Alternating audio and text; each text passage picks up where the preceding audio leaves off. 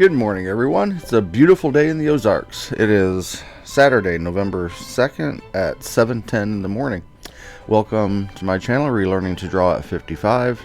And we are still on How to Draw Woodland Animals in Simple Steps by Susie Hodge. Today we are drawing a hedgehog. Whenever I think of a hedgehog, I think of Sonic. But I never played much of the video games or watched much of the cartoons.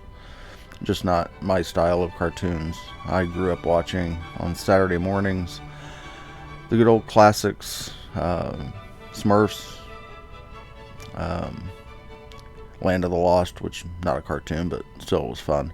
In the afternoons, weekday afternoons, it would be Rocky and Bullwinkle, good old classics.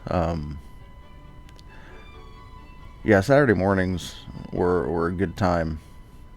I wish kids could have that now and not have access to just cartoons 24/7. That made them a lot more enjoyable, a lot more fun to watch.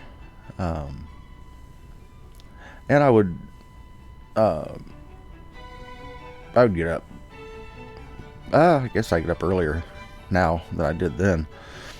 But it was great to watch the cartoons. In the fall, you would have your preview for the next season coming out.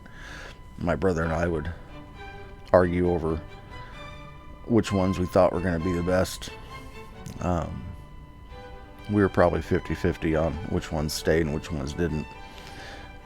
At the same time, I believe that Smurfs came out. Another one was out called Trollkins, and I called Trollkins would win, but they disappeared very fast, unfortunately. Johnny Quest was a favorite of both of ours the whole time. It was a good time. So this wasn't my best drawing. I must have been off today. The face just didn't click in to sort of what I wanted it to look like. But hey, this is practice. Mostly on this one was fur. But yeah, and the legs look kind of quirky.